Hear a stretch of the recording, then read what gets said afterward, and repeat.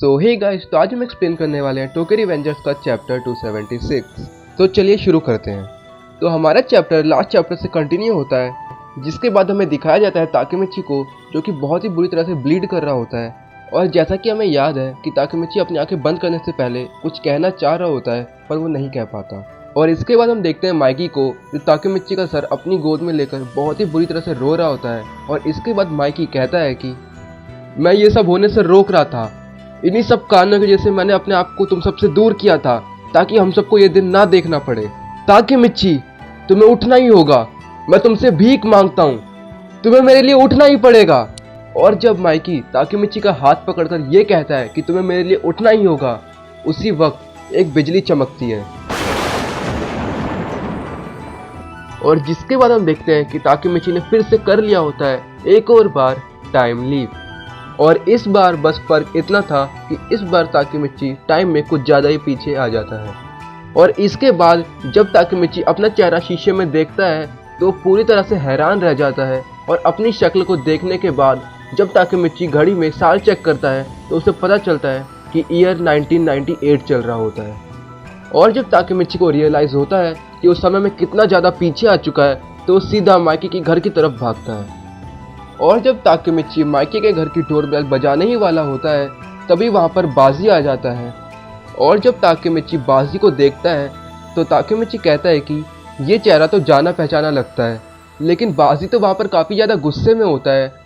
और ताकेमिची को देखने के बाद बाजी ताकेमिची से पूछता है कि आखिर तुम कौन हो? मैंने तुम्हें यहाँ पर आज से पहले कभी नहीं देखा, लगता है तुम मुझसे पिटने वाले हो।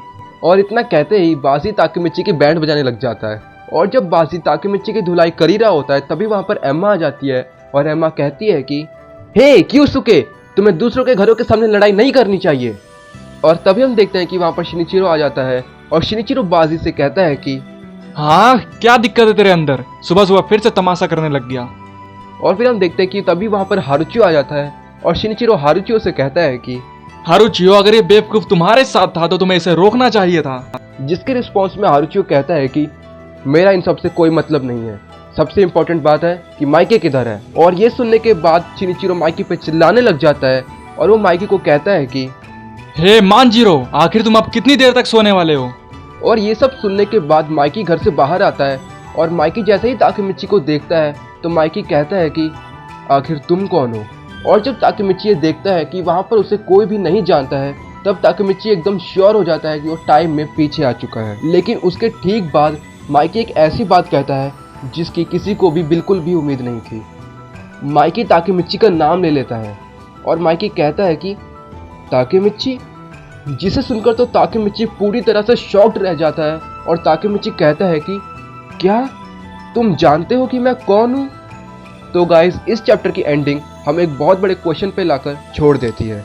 जैसा कि हम जानते हैं कि ताकेमिची टाइम लीप कर समय में पीछे आया है, इसलिए ताकेमिची जानता है कि माइकी, एम्मा, बाजी, शिनिचिरो ये सब कौन है। लेकिन माइकी को कैसे पता कि ताकेमिची कौन है, क्योंकि इस समय तक माइकी तो कभी ताकेमिची से मिला ही नहीं था। तो क्या ये एक डबल टाइम लीप है जिसमें माइकी भी टाइम ट्रैवल कर टाइम में पीछे आया है? ये सब हम जानेंगे नेक्स्ट चैप्टर में। तो इसके ऊपर आप अपने थॉट्स कमेंट्स में शेयर कर सकते हैं। तो तब तक के लिए अगर आपको वीडियो अच्छी लगी तो लाइक कर देना, चैनल पे नहीं हो तो सब्सक्राइब कर देना। मैं मिलता हूँ आपसे नेक्स्ट वीडियो में, तब तक के लिए बाय बाय।